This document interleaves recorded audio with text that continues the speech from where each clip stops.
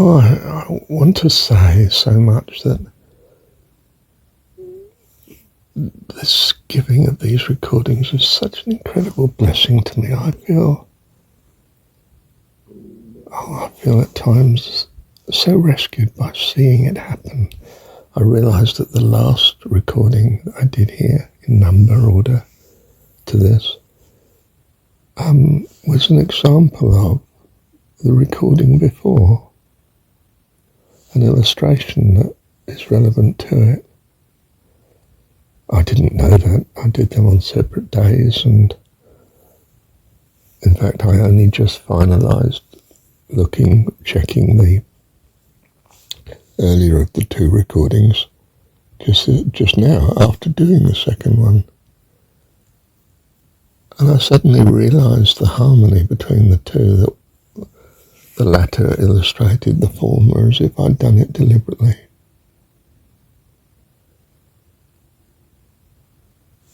It's as if intuitively I feel the hand of God on what I've been doing. And to feel that is such a joy.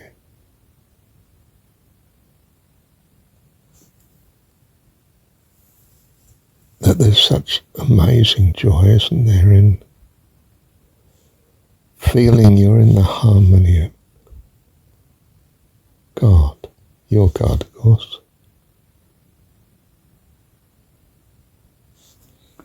Feeling that He's blessed you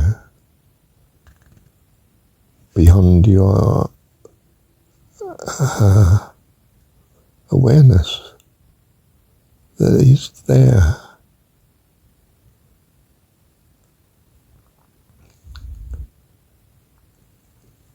A sort of gratitude hits one that is such a love. Such a love.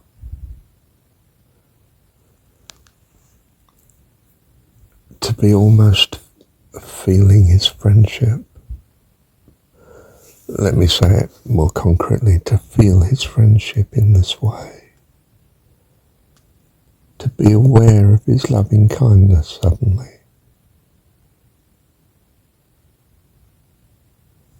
Starts to bring tears to your eyes. Tears of love and devotion. A calling on one's heart, to put it poetically. But you do know what I mean, don't you?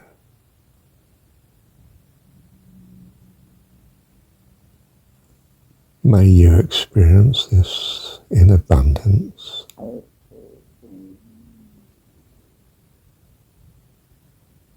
To have this happen to you would be the greatest joy to me. To have been part of you being blessed. And in that sense, you see, I feel I love you, though I never met you.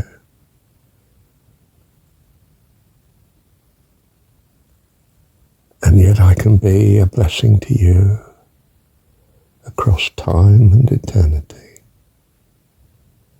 That's what love is. So whoever's written the Jesus story of the Gospels, and that may be many people, but one or two people originally, or whoever's written the Bhagavad Gita,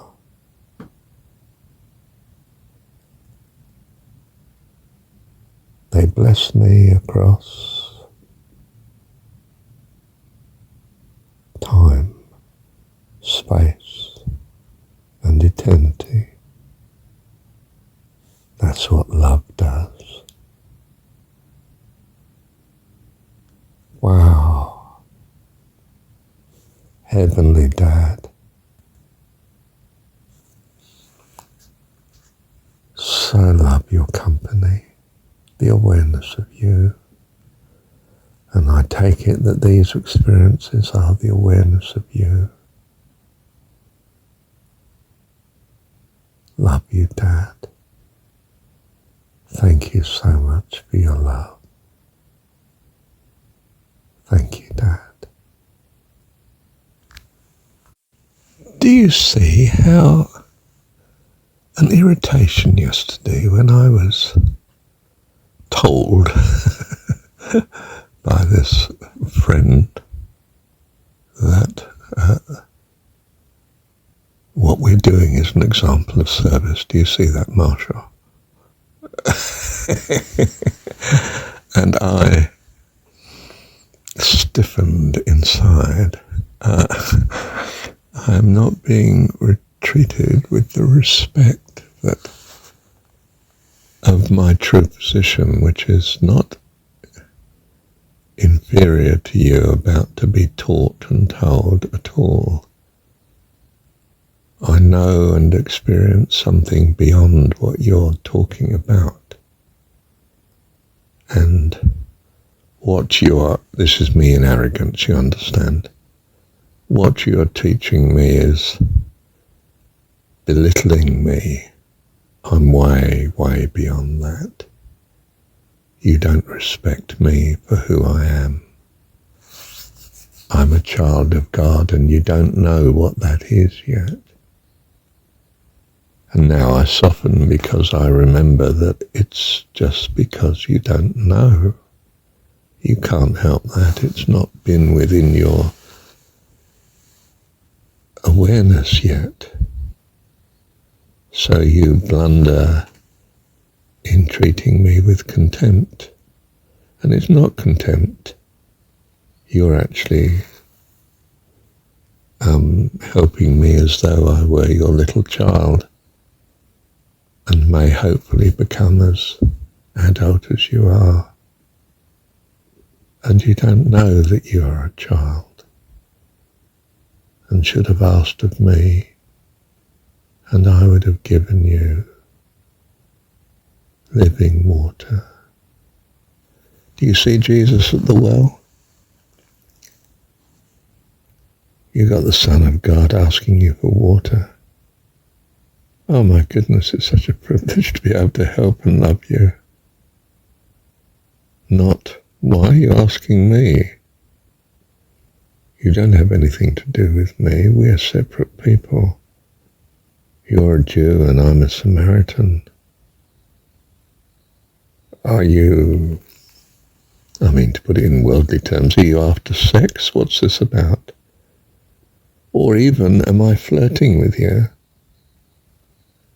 Again, treating you with not the realization of who you truly are, child of God, Jesus, at the well, but treating you as one of the many men I play with, or arrogantly treating you as what I consider in my culture that you are of an inferior culture. You think you have the answers, but we truly have the answers. Our fathers have worshipped here since Abraham. We're not Jews. Do you see, she has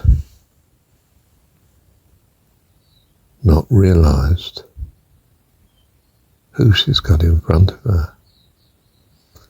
And ideally the Christian, it would be the greatest experience in their eternity to have met Jesus. She's not appreciating it in that way. It's not her fault.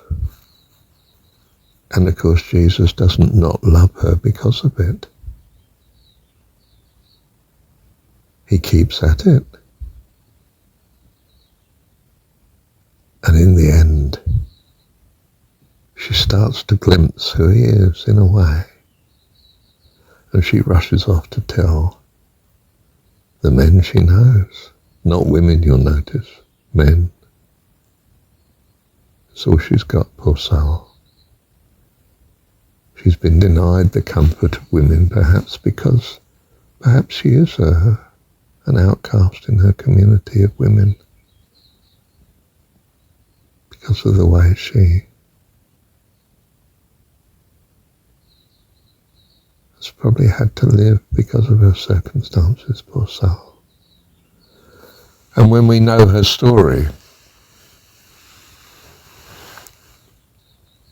our love starts to go out to her.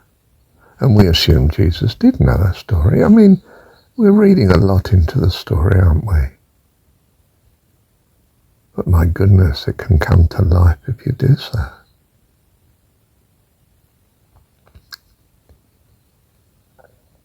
And the result of Jesus' being there and intention and purpose is wonderful.